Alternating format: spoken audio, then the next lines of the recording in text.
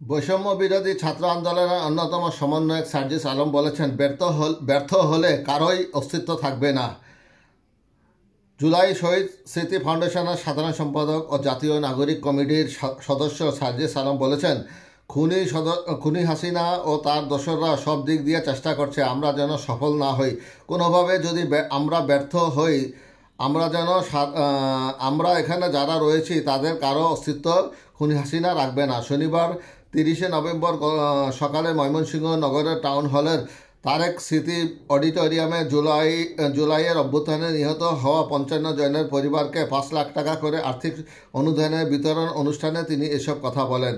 এই সময় সার্জিস আলম বলেন, কালো শকুনদের খারাপ চক্রান্ত এখনও থামেনি। আপনাদের দোয়ায় যদি বেঁচে থাকতে পারি তাহলে কোনো শহীদ পরিবার ও আহতদের গায়ে একটি টোকাও লাগতে দেব না। তাদের কাউকে দুর্দশাগ্রস্ত জীবনযাপন করতে হবে না। এটি করতে হয়তো একটু সময় লাগবে। আমরা জীবনের বিনিময়ে সবটুকু দিয়ে সব সময় আপনাদের পাশে থাকব। তিনি বলেন, আমাদের সবার দায়িত্ব যে আপনি স্বপ্ন নিয়ে যে স্পিরিট নিয়ে এই অভ্যুত্থান হয়েছে সেটিকে রক্ষা করা।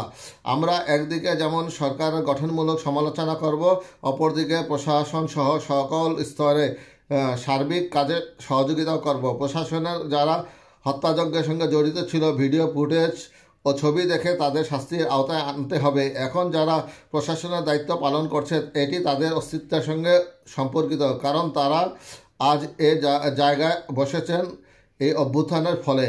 সার্জিস আলম বলেন, কেউ যদি ধর্মকে ব্যবহার করে, যে ধর্মই হোক না কেন, ধর্মকে ব্যবহার করে যদি কোনো ধরনের উগ্র সাম্প্রদায়িক কার্যকলাপে লিপ্ত হয়, সেটা ইসকনের মতো কোনো উগ্রবাদী সংগঠন হোক বা অন্য যে কোনো ধর্মের সংগঠন হোক, তাদের বিরুদ্ধে আমাদের অবস্থান সবসময় সোচ্চার থাকবে। তিনি আরও বলেন, আমরা চাই এরকম উগ্রবাদী যে সংগঠন রয়েছে যারা ধর্মকে ব্যবহার করে মানুষের ভিতর এরকম সাম্প্রদায়িক সংঘাত ঘটাতে চায় এবং দেশে একটি অস্থিতিশীল পরিবেশ করতে চায়, যে সকল উগ্রবাদী সংগঠনকে যেন নিষিদ্ধ করা হয়।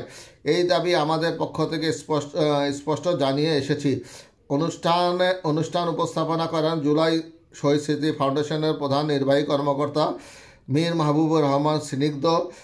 অনুষ্ঠানে বক্তব্য দেন অতিরিক্ত বিভাগীয় কমিশনার মোহাম্মদ ইউসুফ আলী, পুলিশের অতিরিক্ত ডিআইজি ক্রাইম মোহাম্মদ শরীফুর রহমান সহ আরও অনেকে।